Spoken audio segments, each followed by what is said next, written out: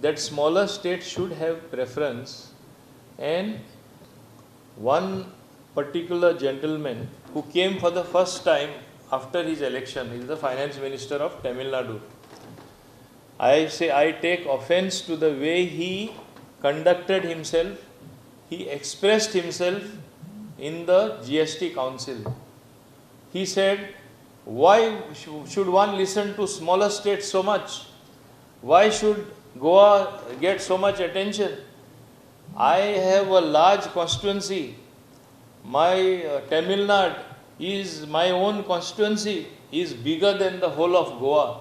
My vote and my voting in the GST Council should have more value.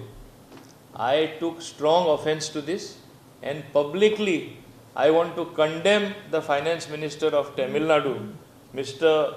Palinival Tyagarajan, for having insulted, not me, insulted a small state like Goa, and also insulted all the small states in Goa. His case is, he says, because I am a big state, I should have a bigger voice and my vote should be counted as more than one. I asked him, which world are you living? And is this the thinking of the DMK? Is this the thinking of the Congress? Because ultimately, Congress and DMK fought elections together. That means, do they not believe in democracy? I take strong offense to this. This is an affront to the smaller states. This is against the small state. It is an argument being advanced in a democracy which is dangerous for democracy. It is being said, I am the big brother, you shut up, you small brother. Something like that is being said. How can he say such a thing?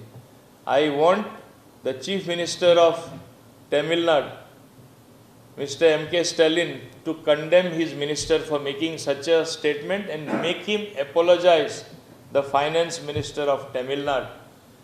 Is he trying to tell me that he is against the constitution of our country? Does he not believe in the constitution of India? Does he not believe in equality before law? Does he not believe that whatever your status, whatever your standing in society, whether your constituency comprises lakhs of voters or a few thousands, everybody has got one vote. I want to remind the new Finance Minister of Tamil Nadu, Mr. Palanivel, refrain from your conducting yourself in a manner as a big brother versus the small brother, or big state versus the small state. We all have equal right. His attitude should be condemned by one and all, by a right-thinking people. And he should not target Goa. And at yesterday's meeting, I took offense because he said, what is Goa? It is a small thing. It is a small population.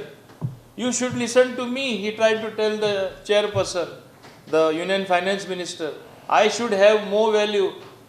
I should be heard more. But the Honorable Finance Minister, Nirmala Sitharamanji, very clearly told him, everybody is equal before the law. There is no bigger vote and smaller vote. Everybody has one vote. Whether you are a small state or you are a big state or a medium state, all are equal, all carry equal weightage. She had to snub him. But the issue will rest only when he expresses his apology. Because this is against the people of Goa. I represent the Goan people in the council, that is the GST council. And he is saying, you are small, therefore you keep quiet. You cannot talk. How can this happen? A distinction being made on the basis of the population of Goa. A distinction being made, you are a very small, tiny state, and I am a big state called Tamil Nadu. So this is never acceptable, should not be accepted. I condemn him in the strongest term, and I hope other right-thinking Democrats all over the country will condemn him. And I want the Congress also at the center to clarify. You all were in alliance with this DMK party in Tamil Nadu. whether you subscribe to such a view that because you are small, your voice is not taken into consideration at all. Is this the thinking in the Congress? I want to ask. Because it is very dangerous for a small state and for all the small states in the country. In the world itself, does he fail to realize there are small countries and very big countries with small population and very large population? And is there going to be a distinction being made based on this? He should answer all these questions, and I am sure that time should make him change his views totally in the interest of democracy if he believes in the Constitution of India.